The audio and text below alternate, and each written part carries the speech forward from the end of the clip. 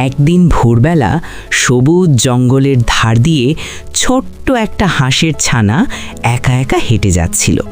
তার চোখ দুটো ভেজা, গলা কাঁপছে। কিছুক্ষণ আগেই সে খেলতে খেলতে মা বাবার থেকে হারিয়ে গেছে। সে কখনো এই জঙ্গলে যায়, কখনো সেই জঙ্গলে। নদীর ধারে দাঁড়িয়ে ডাকে, মা, বাবা, তোমরা কোথায়? কিন্তু উত্তর আসে না। চারদিকে শুধু অচেনা গাছ, অচেনা পাখি আর অচেনা শব্দ। ভয়ে আর দুঃখে হাঁসের ছানাটার বুকটা ভারী হয়ে যায়। ঠিক তখনই হঠাৎ করে এক বিশাল হাতির সাথে তার দেখা হয়।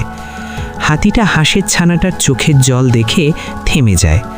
নরম গলায় বলে, এত ছোট্ট তুমি, একা কেন? কাঁদছো কেন মা? হাঁসের ছানাটা কাঁপা গলায় সব বলে দেয়, কিভাবে সে হারিয়ে গেছে, কিভাবে সে তার মা বাবাকে খুঁজে পাচ্ছে না। হাতির চোখ দুটো ভরে ওঠে। সে বলে, ভয় পেও না, আজ থেকে তুমি একা নও, আমি আছি।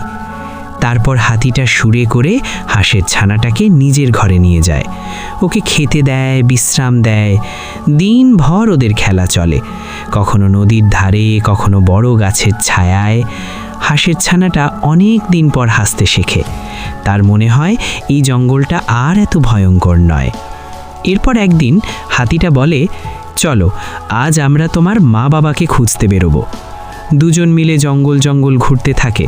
আর হঠাৎ দূর থেকে ভেসে আসে পরিচিত ডাক, খুকু, খুকু।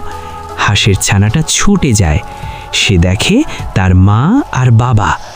মা বাবা তাকে বুকে জড়িয়ে ধরে কাঁদতে থাকে।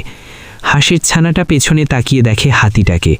হাতিটা মুচকি হেসে বলে, ভালো থেকো, মনে রেখো, দয়া আর ভালোবাসা থাকলে পৃথিবী কখনো ভয়ঙ্কর হয় না। এই বলে হাতিটা ধীরে ধীরে জঙ্গলের ভেতর হারিয়ে যায়। আর হাঁসের ছানাটা বুঝে যায়, আসল শক্তি বড় হওয়ায় নয়, বড় মন হওয়ায়।